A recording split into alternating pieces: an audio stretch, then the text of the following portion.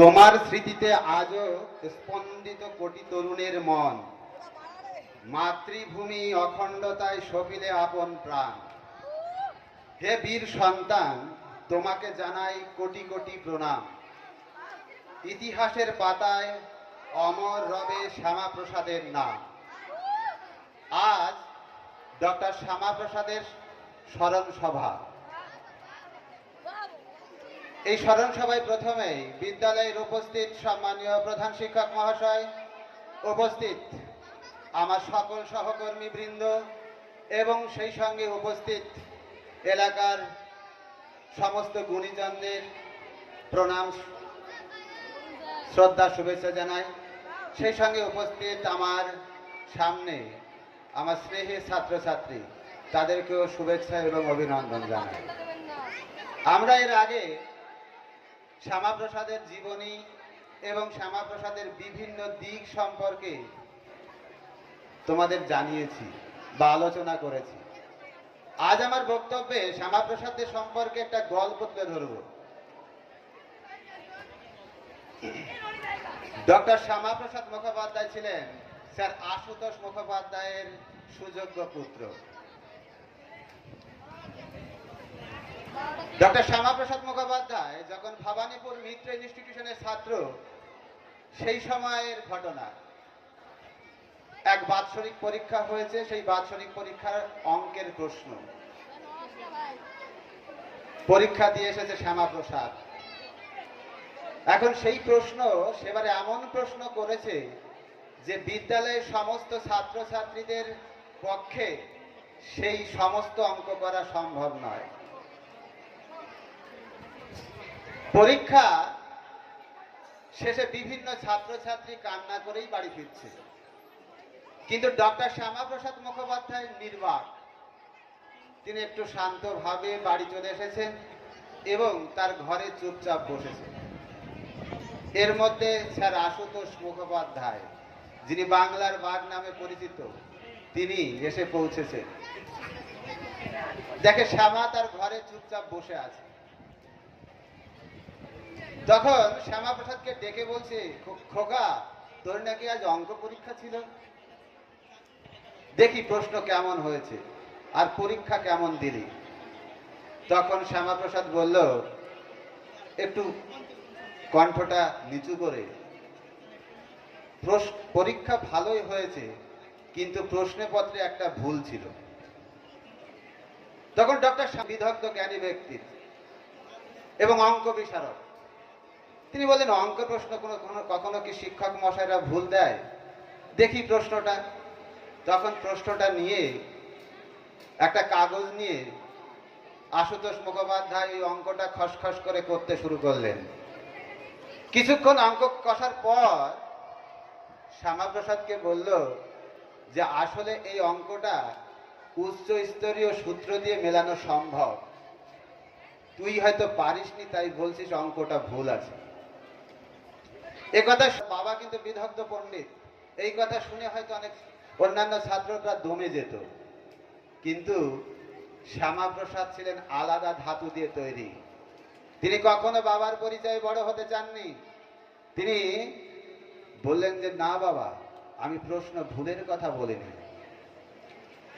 আসলে যে প্রশ্নের কথা বলা হচ্ছে সেই প্রশ্ন আমাদের সিলেবাসে প্রথমে নেই, এবং আপনি যে উচ্চ স্তরীয় সূত্রের কথা বলছেন, সেই সূত্র দিয়ে ওই প্রশ্ন মেলানো সম্ভব নয়, কারণ ওর একটা প্রিন্টিং ভুল আছে।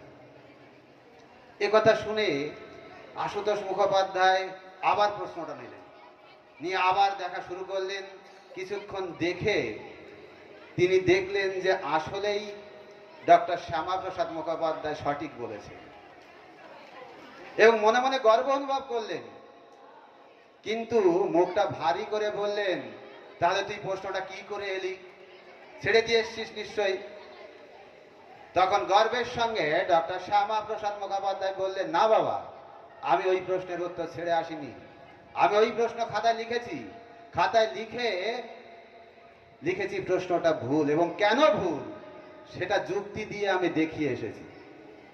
এবং এও লিখেছি যদি ওই প্রশ্নটা সঠিক হয় তাহলে কি উত্তর আসবে বা হবে সেটাও লিখে দিয়ে এসেছি। তারপর পরীক্ষার পর দেখা গেল যে বিদ্যালয়ের গণিত শিক্ষক এবং প্রধান শিক্ষক মহাশয় তাজ্জব বনে গেছেন এবং পুরো নম্বর দিয়েছেন। এবং সেই সময় শিক্ষক মহাশয়রা বুঝতে পেরেছিলেন যে ডক্টর শ্যামাপ্রসাদ মুখোপাধ্যায় কোনো সাধারণ ছেলে নয়, তার প্রতিভা, তার জ্ঞান সাধারণের থেকে অনেক বেশি। এটা কোনো গল্প নয়। এই গল্পের মধ্যে আমরা বুঝতে পারি যে ডক্টর শ্যামাপ্রসাদ মুখোপাধ্যায় ছোটবেলা থেকেই কতটা লজিক্যাল ছিল, কতটা নির্ভীক ছিল।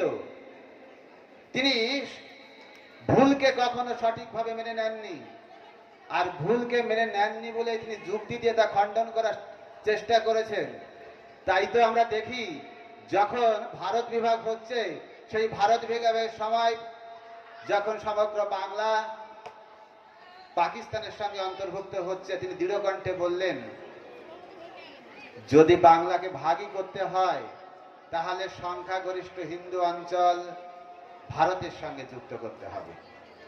এবং দীর্ঘ লড়াই এবং ভোটাভুটির পর 1947 খ্রিস্টাব্দের 20 জুন আমাদের পশ্চিমবঙ্গ রূপে ভারতবর্ষের সঙ্গে যুক্ত হয়। তিনি কোন পদের লালায়িত ছিলেন না এবং কোনোভাবেই কোন লোভের বশীভূত হয়ে সেই পদকে আঁকড়ে ধরে রাখতে চাননি। তাই তো যখন 1950 খ্রিস্টাব্দে লিয়াকত নেহেরু চুক্তি হচ্ছে, সেই নেহেরু চুক্তিতে দেখা যায় যে পূর্ব পাকিস্তান থেকে যখন হিন্দু শরণার্থীরা ভারতবর্ষে আসছেন তখন তাদের নিরাপত্তা এবং সুযোগ সুবিধা বঞ্চিত হচ্ছে। তার বিরোধিতা করলেন, দীপ্ত কণ্ঠে তার প্রতিবাদ করলেন, এমনকি তিনি মন্ত্রিত্ব পর্যন্ত ত্যাগ করেছেন। এই হলো আমাদের শ্যামাপ্রসাদ মুখোপাধ্যায়। তিনি যে শুধুমাত্র এখানে দমে ছিলেন তা নয়, তিনি ভারতবর্ষে যে জম্মু কাশ্মীর রয়েছে সেখানে 370 ধারার বিরোধিতা করলেন। তিনি বললেন তার আগে জানা দরকার যে 370 ধারা কি। আমাদের জম্মু কাশ্মীরে যাওয়ার জন্য আলাদা পারমিট বা অনুমতি নিতে হতো। কিন্তু ডক্টর শ্যামাপ্রসাদ মুখোপাধ্যায় বললেন যে এই ভারতবর্ষে যখন একটাই দেশ, সেখানে দুই বিধান, দুই প্রধান, দুই নিশান থাকবে না। অর্থাৎ এই ভারতবর্ষের একটাই পতাকা, একটাই নায়ক, একটাই সংবিধান থাকবে। তাহলে কেন জম্মু কাশ্মীরে যাওয়ার জন্য আমাদের আলাদা করে অনুমতি নিতে হবে? তিনি তার বিরোধিতা করলেন, তিনি আত্মত্যাগ করলেন এবং লড়াই করে তিনি যখন বিনা অনুমতিতে ওই জম্মু কাশ্মীরে পৌঁছালেন, তারপর তাকে গ্রেপ্তার করা হয় এবং গ্রেপ্তারের পর ওই শ্রীনগরের কারাগারে তিনি এই দেশের জন্য, দেশের অখণ্ডতা রক্ষার জন্য জীবন উৎসর্গ করেন। এই হলো আমাদের শ্যামাপ্রসাদ মুখোপাধ্যায়। এই শ্যামাপ্রসাদ মুখোপাধ্যায়ের হাত দিয়ে রাষ্ট্রীয় স্বয়ংসেবক সংঘের সহায়তায় গড়ে উঠেছিল ভারতীয় জনসংঘ। আর এই ভারতীয় জনসংঘই পরবর্তীকালে আজকের ভারতীয় জনতা পার্টি বা বিজেপি। তিনি কখনোই কোনো অবস্থাতে অন্যায়ের সঙ্গে হাত মেলাননি। আজ শ্যামাপ্রসাদ আরো বেশি প্রাসঙ্গিক। আমাদের এই দেশ রক্ষায় তার ভূমিকা অপূরণীয়। আমরা সবসময় তাকে স্মরণ করব এবং এই ভারতবর্ষের অখণ্ডতা রোধ করব। আর এই বিজেপি সরকার আমরা বলতে চাই যে এখন এসে সেই 370 ধারা তুলে দিয়েছিলেন, যার জন্যে তিনি প্রাণ উৎসর্গ করেছিলেন এবং আরো অনেক যুগোপযোগী আইন তৈরি করেছেন। এখন ভারতবর্ষের মূল বিষয় হলো আত্মনির্ভর ভারত। আমরা যাতে আগামী দিনে এই ভারতবর্ষ বিশ্বের দরবারে শ্রেষ্ঠ আসন পায়, আমরা সকলে সেই চেষ্টা করব এবং আশা আকাঙ্ক্ষা রাখব যে আগামী দিনে এই বিশ্বের মধ্যে ভারত আবার জগতের মাঝে শ্রেষ্ঠ আসন নেবে। সকলকে ধন্যবাদ।